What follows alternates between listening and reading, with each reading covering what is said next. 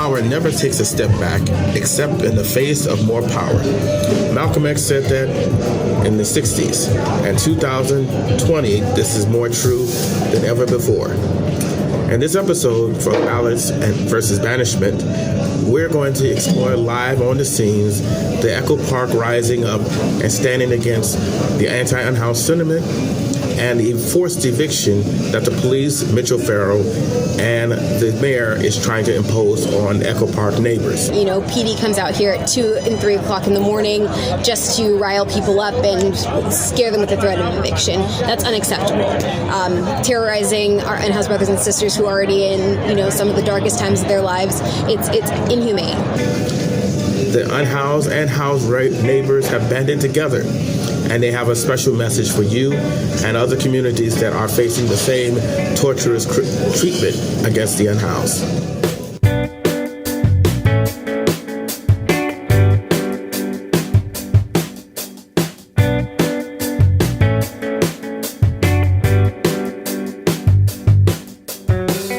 This is Theo Henderson from We The Unhoused. I have Bishop John Taylor. He has a church. I don't want to butcher the name, so please help me out. So, Theo, I'm the Episcopal Bishop of Los Angeles. We're actually in 5.5 counties from Orange County, Los Angeles, Santa Barbara, Ventura, San Bernardino, and part of Riverside County. About 134 churches, 200 institutions in all. Wow, that's a lot. How do you keep track of it all? Well, because we got a lot of good people doing the work of the gospel all over the region, and our job at the diocese, our offices are neighbors here of this encampment right here in Echo Park, is to provide kind of support services and inspiration, administrative support for all of those Episcopalians all over the region. So what brought you here? What drew you here to Echo Park Lake?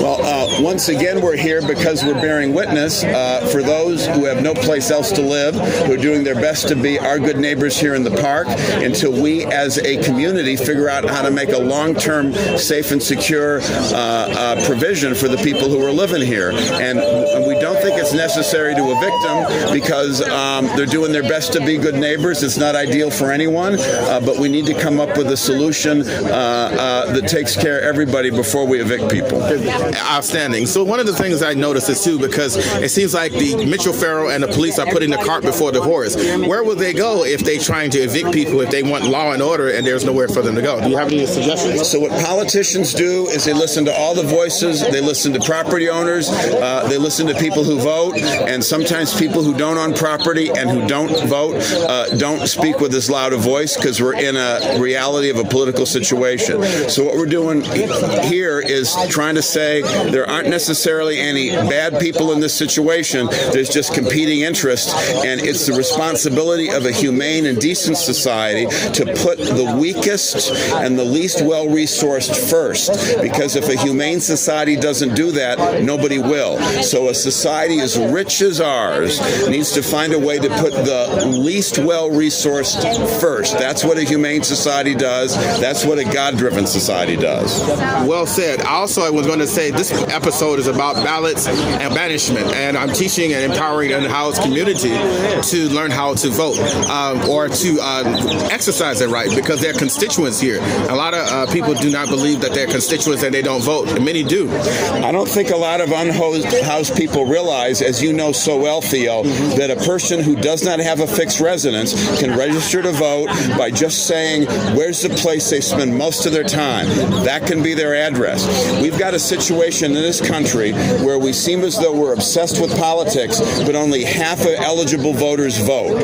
What you find when you look at who votes, people who have a lot of property tend to vote more, people who are richer tend to vote more, and frankly, people who are white tend to vote more.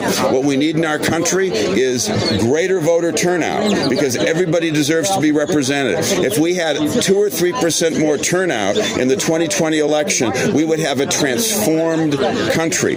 We need people to vote, and we need to organize as well for voter rights. That is excellently point. Thank you very much, Bishop John Taylor. This is Theo Henderson from We The Unhoused, and if you want to leave anything with us? Any quote or scripture or anything? I'm just so grateful for the opportunity to be here and hear the passion of both those who live here and those who support them, and frankly be indicted a little bit by some voices who say that the church needs to do more, because the church does need to do more. And I admit that, Theo, and we're going to do it for Jesus. Thank you very much. Well said. Thank you, Theo. God bless you. Thank you.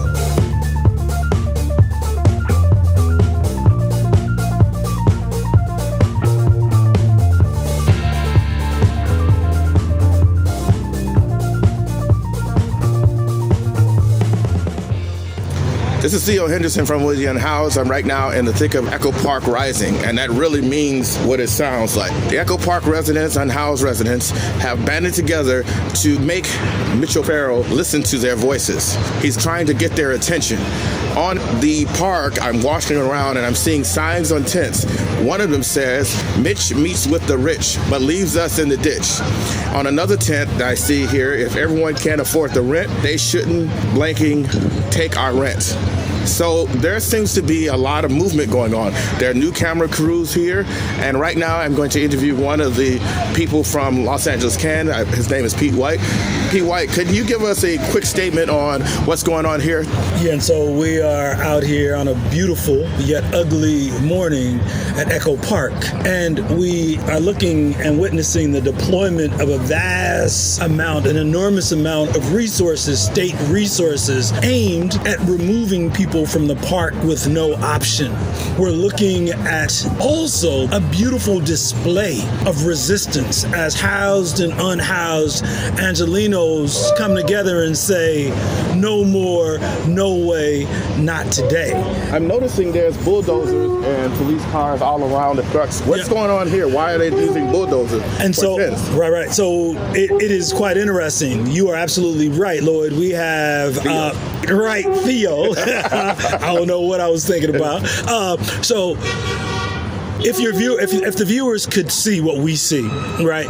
We see dump trucks, we see bobcats, we see personnel, we see park ranger vehicles, we see LAPD, all for the removal of foldable tents, right? Tents that weigh less than 2 or 3 pounds. And so we're very clear that this display of machinery and our artillery is more about attempting to intimidate us away from public spaces. And we saying, no way, Theo, no way, no way, no way. One question I have before I let you go is, where is the council member in all of this? I don't see Mitch O'Farrell. These unhoused people are constituents, and they can vote, aren't they not?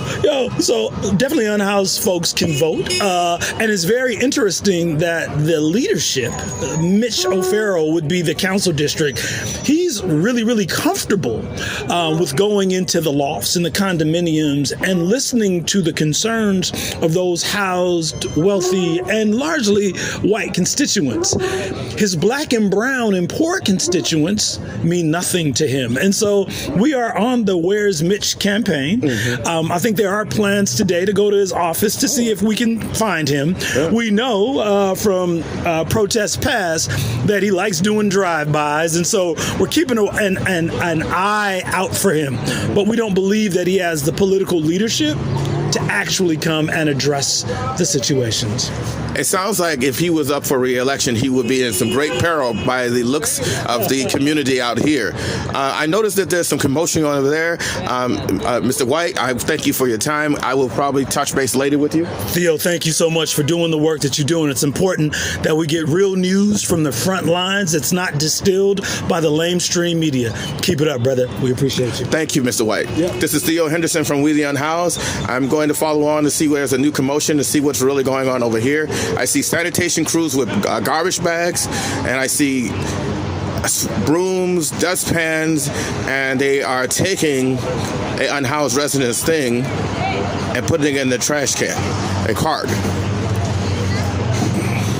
There seems to be someone contesting their belongings, as well as police are converging, as well as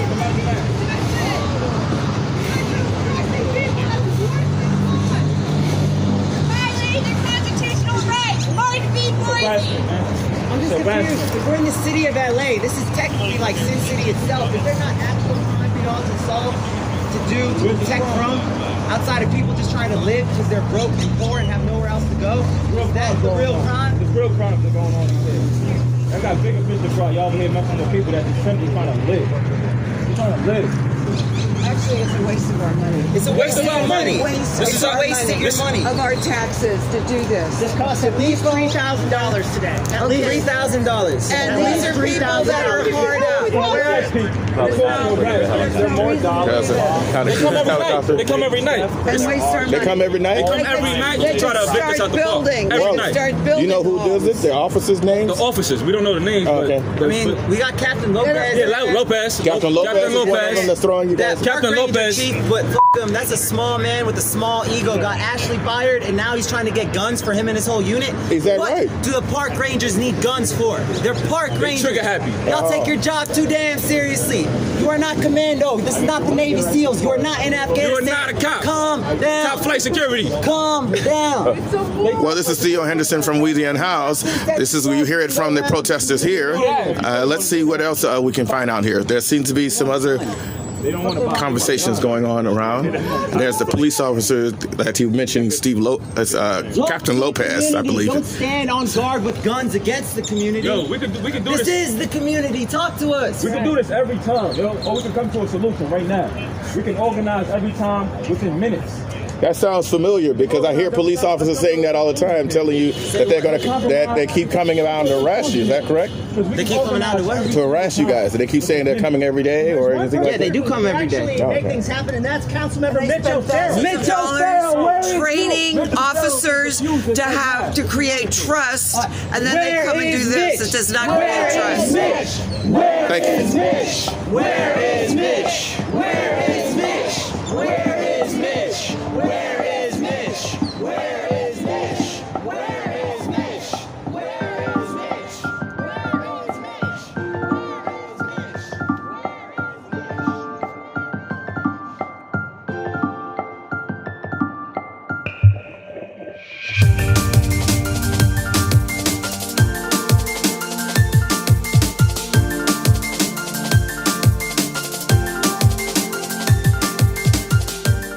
Unhoused News. On February 11, 2020, 15th District Council Member Joe Piscano and Council Member Gil Cedillo presented and directed the park rangers to be armed at parks.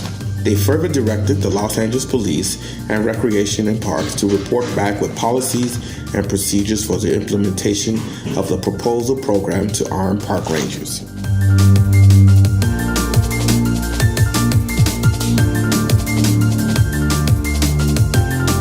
Unhoused man is suing Los Angeles City over Facebook pages used by the police. Rex Schellenberg, along with his lawyer Carol Sobel, are suing the police in the city for allowing police officers to target and harass and release personal information about him and his living conditions. With the help of the Facebook groups, volunteers, and Los Angeles Police Department, they have encouraged residents to target unhoused with vigilante attacks such as throwing ice, BB guns, and other violent acts without any supervision.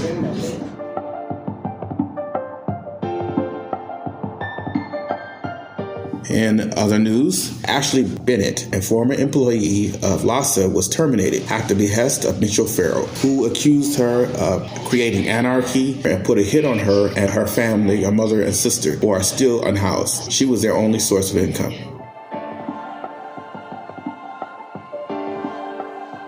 Riverside County houseless youth is seen as shocking. The Riverside County survey counted a total of 2,811 unhoused people, including 2,045 living on the streets and 766 staying in shelters. Another 215 on the street were under 18-year-olds.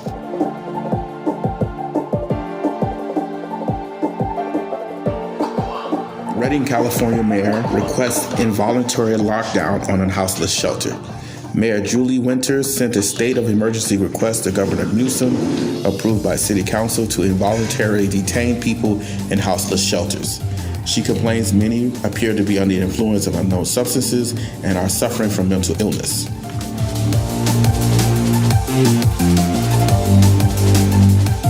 The council moves to remove Matt Fisher, a houseless advocate, from the board. In particular, anti-unhoused member Mark Ryback. Mike Ryback helps vigilante unhoused residents in hostile architecture schemes to displace houseless people from camping. He has spent hundreds of thousands of dollars against shelters for unhoused people. A Brooklyn grandmother died unhoused. Joy Noel was 85 years old. She learned she had been evicted from her home. Flatbush Power Group worked tirelessly to reverse the situation. Her landlord, the Carnegie Management, changed her locks and told her her belongings would be auctioned off.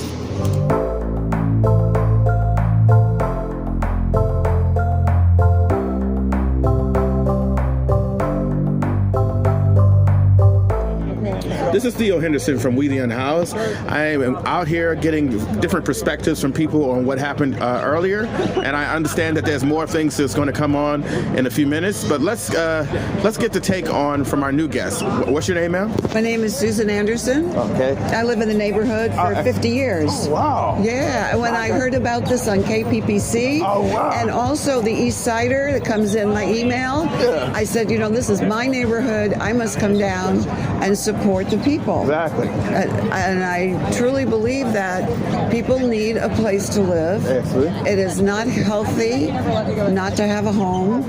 And if you're taking away someone's tent, first of all, you have to ask permission. You just can't take it. And then you must provide a safe place for people to live.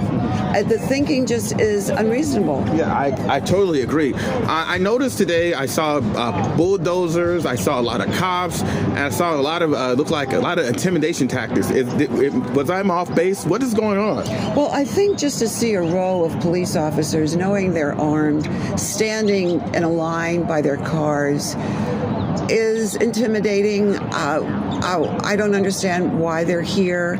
I went up and I talked to some sanitation people, and they were identified by their white suits, their masks, and some equipment.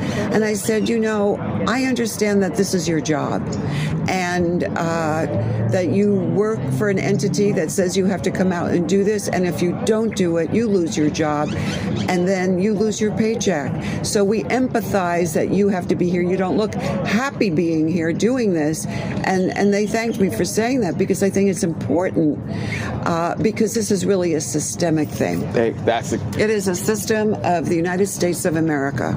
That's the point. That's one of the points of We The Unhoused, to understand that when you're embroiled into a system, even though you can be the nicest person in the world, you can do some horrific things that give you nightmares. Because like some of them, there is a person that works within the city that doesn't want to really do these things, but because they are emboldened by the job and their boss, they have to do it. And if not, that's what I found out, one of the LASA workers was fired for trying to be humane. So. Yes, I believe that's what happens. Yes. Yeah. Yes. So that's just it. So, what else was there anything else that any takeaways that you noticed here? I think that there was a very, among the people, there was a great deal of calmness. There were many different coalitions and groups here, which made it very exciting to see the community come out and the concerns expressed. And what is quite interesting, that across the street from this encampment in the park is a large white apartment building. And I heard stories that the people there are complaining when they look out the window and see the tents, and that they have had opportunities to speak with City Council Mitch O'Farrell. However, when the people representing the people that live in tents, when these groups want to dialogue with Mitch O'Farrell, they don't get that opportunity to do this. And so we really have to think of what is best for our community and the people that live in it. And we have to be supportive of those who at this moment do not have the ability to pay rent and live in housing. Excellently put. And there is, yes, I've heard of many horrific stories about them. For example, one resident that passed me while I was interviewing one of the guests here is that they said parks are for children. And the implication is that's the only people that should be here. So what is your thoughts on that? Well, of course, parks are for everyone that lives in the community, and even perhaps some people that might live in another community. be passing by and see this lake and this beautiful pathway. The park was developed a few years ago. It's such a beautiful place to spend time that it's welcoming everyone to be here. And this is public property. The tents are put up on the ground under trees. I think that the people deserve a beautiful place to reside, much safer than sidewalks or being under the freeway. And this just makes sense for where people can set up their tent. I think that's well put. And I thank you for your time. This is Theo Henderson from We The Unhoused, and I will keep you abreast of the further developments that I see. That seems like the police, most of the police are gone, and there's a few reporters still milling around. I think there's a second part of the direct action. Let's see what's going on here. Thank you very much. You're very welcome. My pleasure. Great.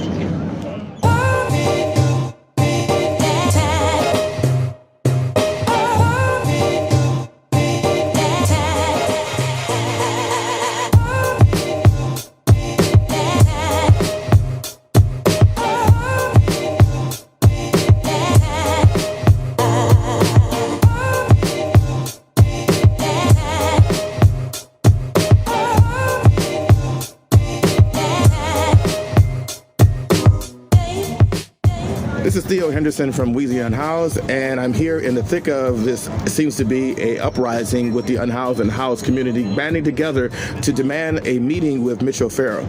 In here is one of the activists here who's demanding the same thing. I want to hear his impressions on the situation.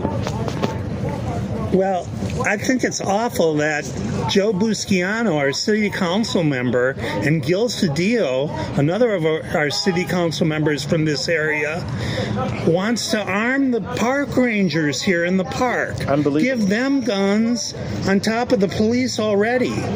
You know, I think Joe Busciano, he should be known as NRA Giuseppe, you know? Oh my goodness. The guy is too much. It's terrible. Why did you think that they need arm the park rangers for coming into a park? What's the reason for that? Well, because, you know, the paymasters of the city council are the people that are producing the guns, are manufacturing the guns, and they want more and more guns on the streets. You know, that's what it comes down to. I know it sounds a little crazy, but a little paranoid, but, you know, you can't find out who's giving them money. One of the reasons I find, and one of the protesters said, is the fact that there has been some issues, some clashes between the park rangers and the residents here. Why would they add fuel to the fire? That's confusing to me. Well, the police come here every night, and the rangers, and harass the residents living in the park here that are forced by our city not having any public housing to live in tents because of the high price of rents now. So they come here and they try to instigate it because, you know, Mitch OFarrell is pointing them over here. And this is the only place in the city besides Skid Row where people are really standing up. You go out to the west side and, you know, the police and the rec and parks, they do whatever they want out there, you know, but we're actually making a stand here, and I think the city council hates it. I think Mitch OFarrell hates this more than anything. I think so. If they're siding with vigilantes that go out and terrorize unhoused people, vulnerable people who have no place to go, maybe do you think that they're afraid that this will spread to other areas where other park rangers and other council members would see this kind of thing happening? Oh, well, personally, I hope it spreads, you know. I hope, because we know that the majority of people in LA want the unhoused people to have homes. And you know what? Leaving it to the private sector, to me, is not going to work. We have to have social housing for the middle class, for working people, and especially for the poor. And when LA stopped building social housing back in 1955, eventually this was going to happen, where people were going to be living in tents. And it's been going down, you know, in Skid Row for forever, you know. But now it's happening in, everyday regular people's neighborhoods.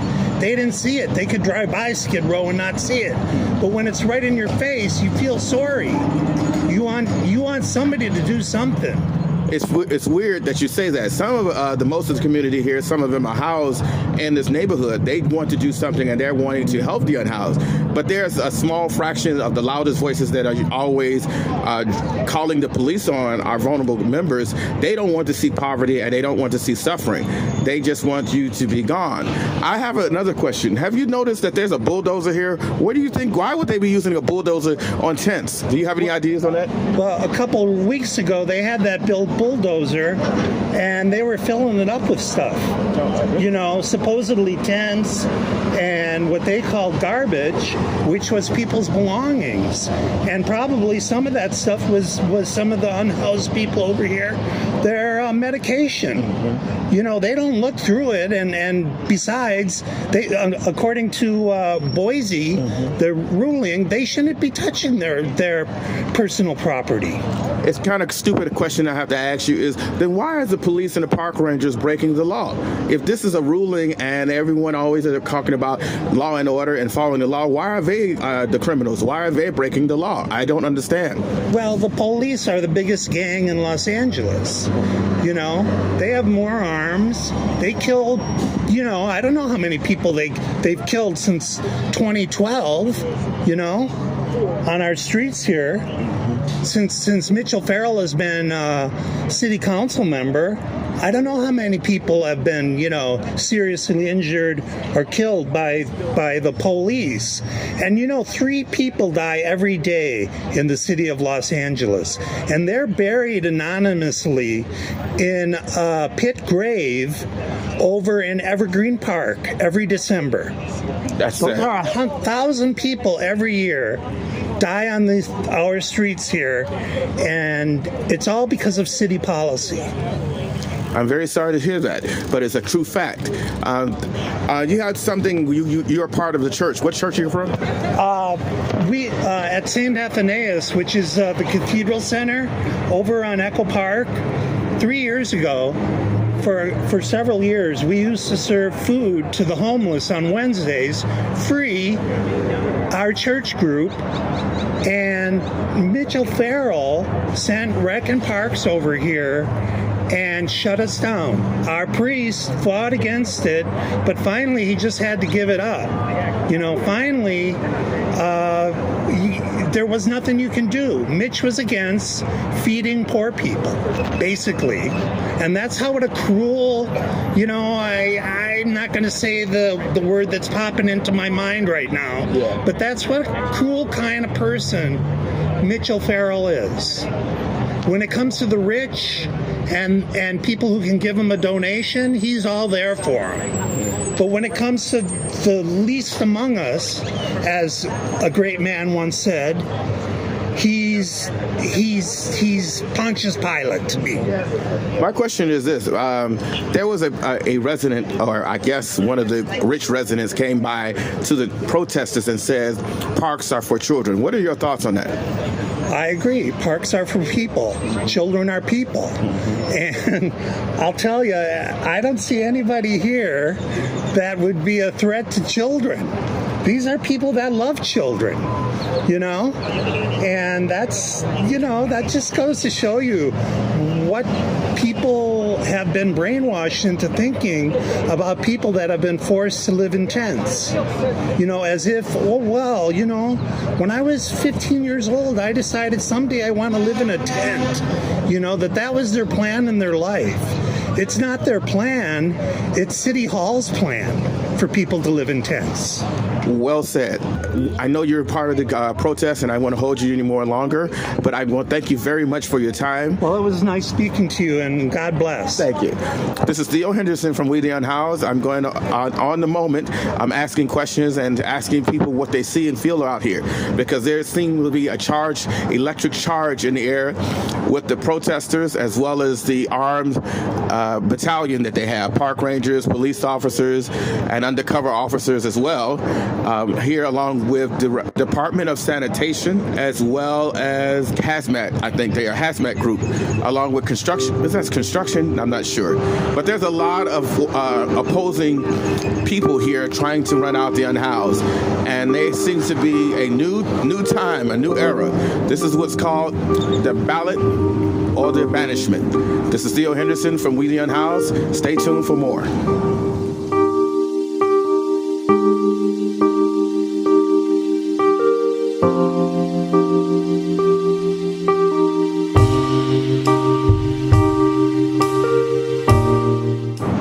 We The Unhoused is a podcast we record every week. We interview people from different places, and we use our resources in order for it to make it happen. And up to now, we've been depleting all types of energy, time, and patience to give you a quality product. Now, you will not hear our recordings in a quiet studio, but what you will hear is where we meet the guests at these places where they are. In order for this to continue, we're going to need some help for a lot of things, like my computer, I have none. Different other equipment in order for us to start a new project where we will have We The Unhoused for people that are wanting to share their stories visually, and then we're going to have a podcast for We The Unhoused for children. So in order for this to happen, we're going to need a lot of help from our listeners and for people that are interested in doing something for their community. And after this, if you would like to contribute to this campaign, you can contact We The Unhoused on Twitter. That's my thing, where I have a PayPal link, and you can link it there, and you can make any donation from $2 to $5 or however you feel. But it's really appreciated.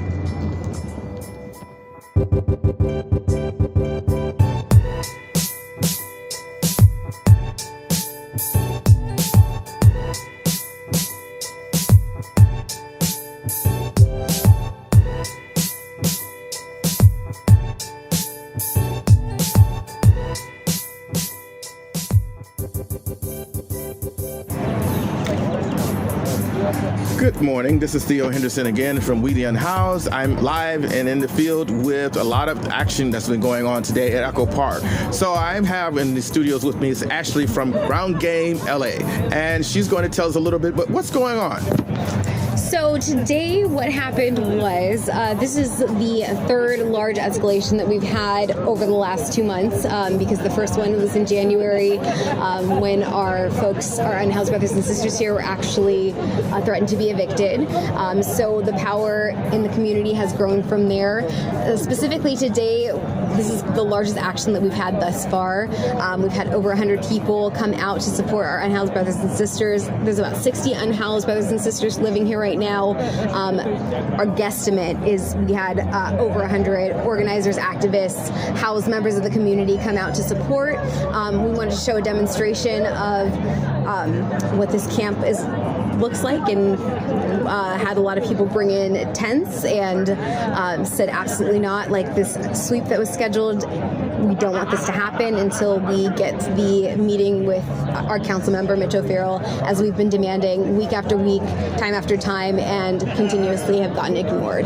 So all we're looking for is a discussion and an agreement with him that these folks will be allowed to say, the harassment will stop, because it's been constant. You know, PD comes out here at 2 and 3 o'clock in the morning just to rile people up and scare them with the threat of eviction. That's unacceptable. Terrorizing our unhoused brothers and sisters who are already in, some of the darkest times of their lives, it's inhumane. So we want to have a conversation with our council member.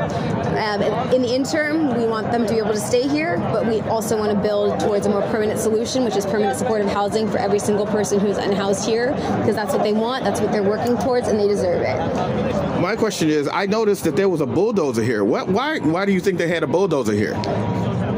To be honest, I don't know for sure. This is my guesstimate. it feels like an intimidation tactic. The large protest that we had before, they drove the bulldozer in and actually sat in front of it because people were like trying to jump in front of it to stop it. And I've never seen them actually use a bulldozer to do a cleanup.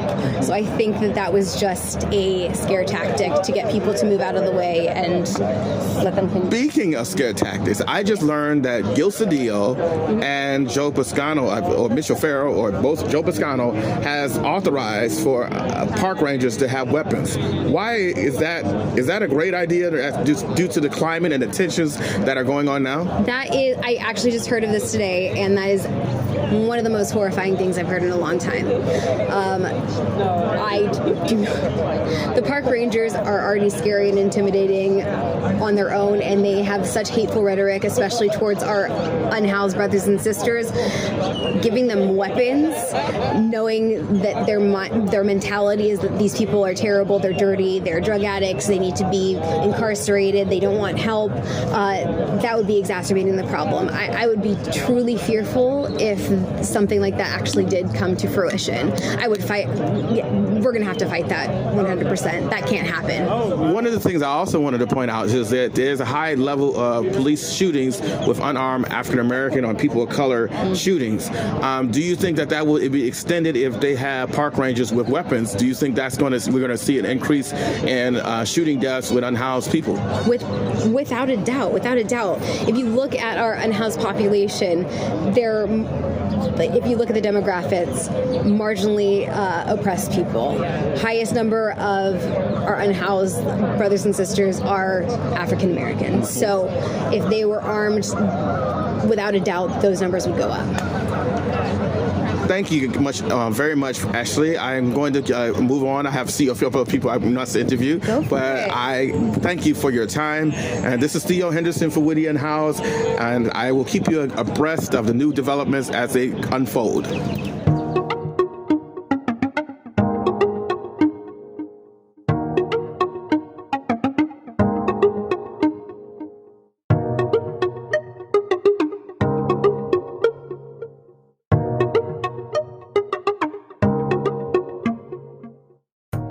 This is Theo Henderson from We The Unhoused. I'm here asking different activists and homeowners, and they banded together with the unhoused community to stand out and speak out against the unhoused eviction of Echo Park Lake. This has been an ongoing sore spot for Mitch O'Farrell. He's been resistant in meeting with them, but I've learned that he has no problem meeting with the rich. He's thrown out an attack of the church over there for feeding the unhoused. He's done definitely a campaign against the poor. Earlier, I saw someone run by and says parks are for children, which implies that unhoused people are criminals or a danger to children. So let's get in another perspective, a take from some residents here. So introduce us to our audience. I'm Mac and Carol. And I'm Joey Bush. So what's your thoughts on this situation? I think it's really sad that our neighbors are being harassed and are being treated as the problem as opposed to a symptom of an institutional issue. And it breaks my heart to watch my neighbors being harassed and having their property thrown away and feeling scared and not being able to go wash their clothes because they don't know if they come back and all their stuff is going to be gone. And so it just feels like the least we can do as housed people, who the city seems to respond to more than unhoused people, which is messed up, but it seems like we should be using that ability to capture attention in order to meet with Mitch O'Farrell, who has refused so far to meet with my neighbors here at the camp.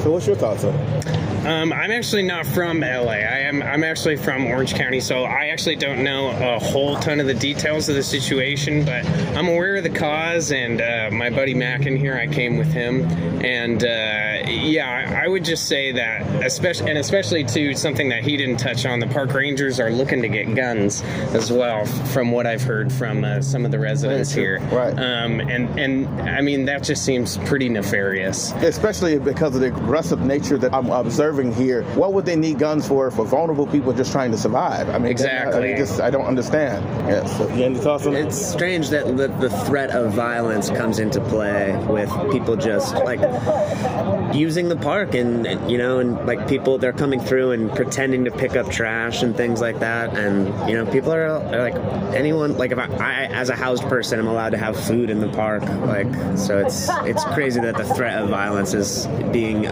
propagated specifically against the unhoused. It sounds like, too, as well, it's like that you say the propagation is that only certain people can have food and unhoused people are supposed to suffer and die from starvation or just go somewhere, but there's no place to go. I see you have a Bernie cap, so obviously we're going to talk a little on that. Bernie is my candidate, and he and his entire base firmly believe that housing is a human right, and that's something that Bernie is fighting for, and that's a huge reason why I'm a Bernie supporter. This episode that I'm talking about for unhoused people, we're talking about the voting rights for unhoused people, and the title is Ballots or Banishment. Do you think the unhoused have the same voting rights as housed people? Yeah, absolutely. I mean, we're all members of the same district, and just because I live in an apartment doesn't give me shouldn't give me more legal power. And so, absolutely, the residents of this park are as much constituents of Mitch OFarrell as the rest of us. You agree? Yeah, I would definitely agree with that. So is there anything you want our listeners to know to join if they feel that they want to take part of this? What would your suggestions be? Come and protest with us. I mean, this is my first time coming down here, but it's crazy to see the immediate impact of your actions of protesting and protecting people. And so I would say that that's probably the best thing. And the other best thing is just to get informed and figure out what you can do to help, because a lot of these people don't have resources to be able to find ways to help. But the people that do have resources need to be the ones that are finding ways to help and helping the people who don't have resources. What about you? Yeah, well, I'm going to check out this podcast for sure. And yeah, definitely. The reason that I'm here is because of a podcast called LA Podcast, which is a great local issues podcast run by Alyssa. Ooh, I don't know the last names. I'm not going to do the names, but it's a great podcast. And Street Watch LA. Yeah. What's Street Watch? Yeah. Oh, you're with Street Watch? Yeah. Oh, snap. Well, yeah. So I'm sure if you're listening to this podcast, you're already aware. But Wednesday mornings at Echo Park Lakes, 7:30, we're setting up tents and protecting our neighbors. Yeah. Excellent. This is Theo Henderson from We The Unhoused. I'm going to keep you guys abreast of the situation. It seems like now that the police are standing off and just have a watch and see stance, and I don't see where the park rangers have gone up to. So I'm going to travel around to ask people around what their feelings are on this matter. Stay tuned.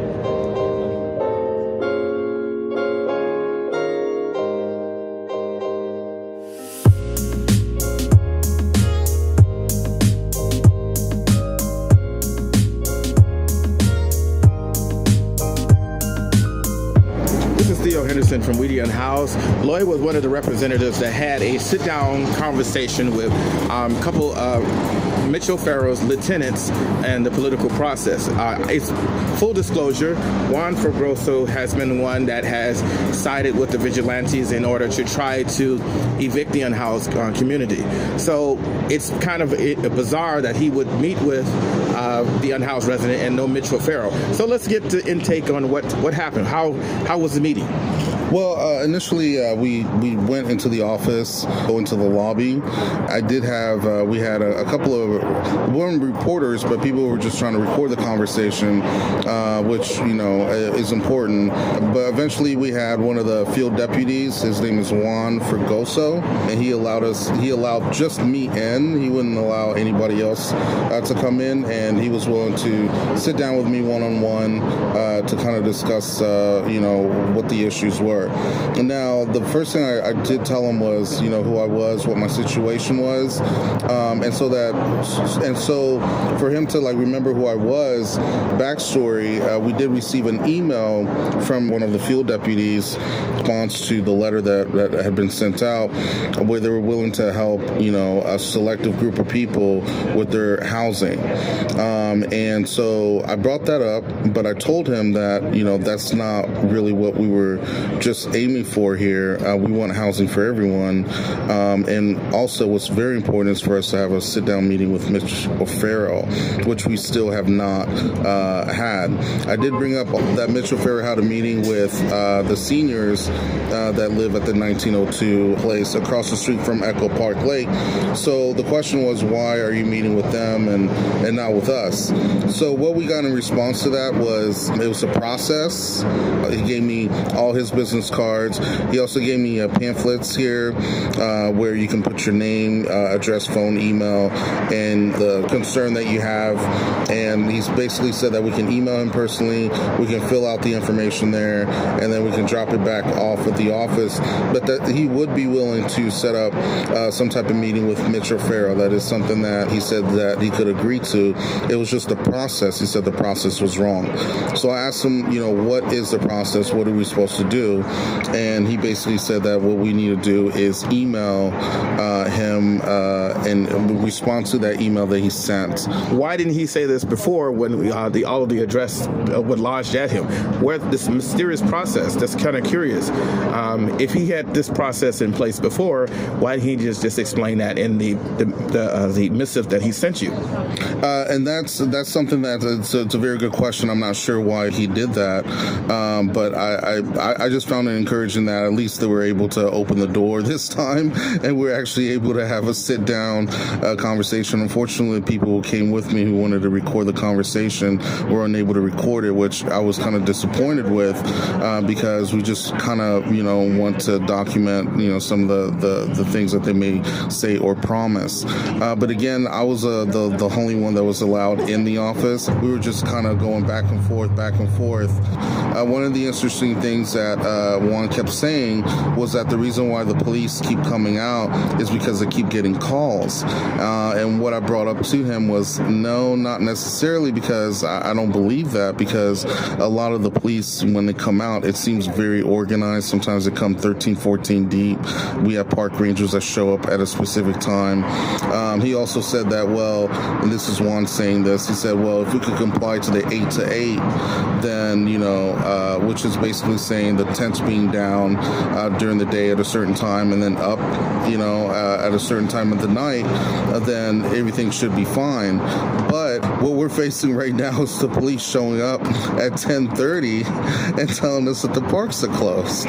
So one person is saying 8 to 8, and the other person is saying the parks are closed. So where is there some kind of consensus? Is there some kind of agreement between what Mitch OFarrell is suggesting and what law enforcement is suggesting? What is going on here? There is a coordination that's going on because my reporters have unearthed a lot of the emails. They have a coordinated focus on in-house people, and their tactics, as one of the reporters that I've interviewed stated, that they have instructed by Mitch OFarrell and City Council President Nuri Martinez to make these crackdowns. So my question is this: where do you go from here?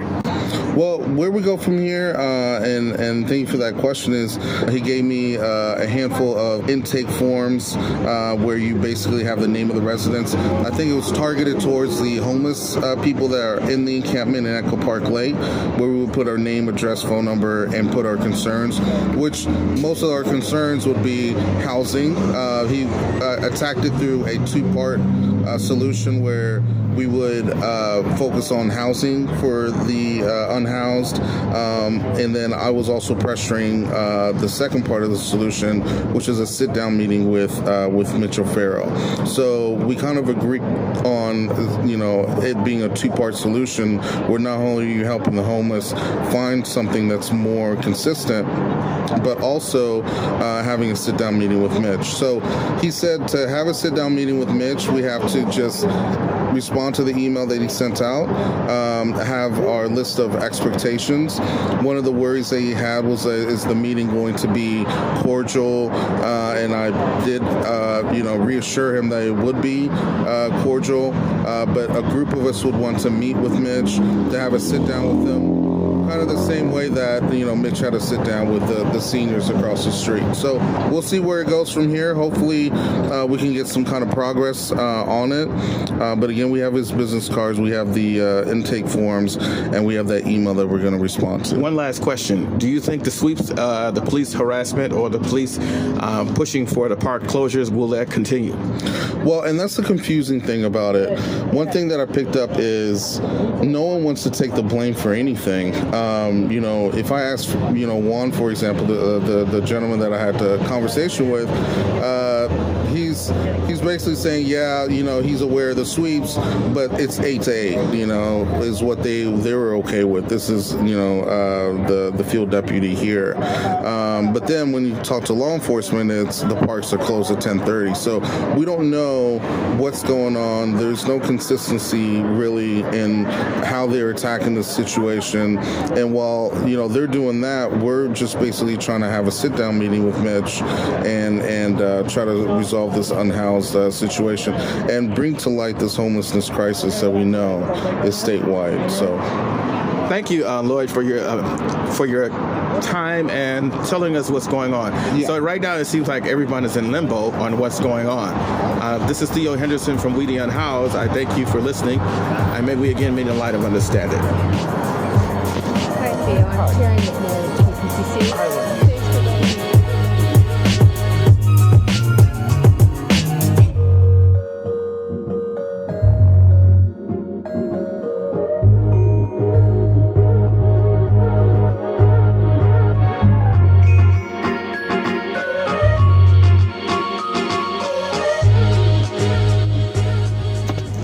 This episode clearly demonstrates this quote: "We are not makers of history. We are made by history." There is undeniable proof of history of police, park, and city council, as well as NIMBYism, that has brought us to this time in history. The question becomes, how does these events shape you? There comes a time when people get tired of being pushed out by the glittering sunlight of life's July and left standing amid the piercing chill of an alpine November. This direct action should call upon you to not stay silent against the tyranny of corrupt officials that we entrust with power to do the right thing. When they are become the criminals, it is upon us as citizenry to push back and to remind them that civil rights is not just for the tony few. It is not just for police officers to be weaponized against people of color or poor or unhoused people. It is designed for all of us. Housing is a human right, and it is incumbent upon us, housed and unhoused, to fight for the rights of all our citizens. This is Theo Henderson from We The Unhoused, and I will leave you with a quote. Power never takes a step back, except in the face of more power. Thank you for listening, and may we all meet in the light of understanding.